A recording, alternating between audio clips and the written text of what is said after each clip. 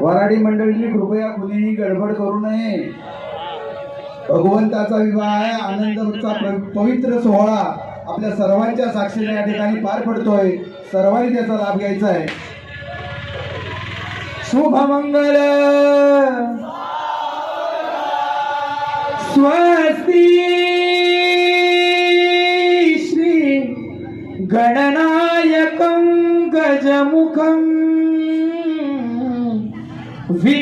विघ्नेश्वरं ओझरं ग्रामोरांजन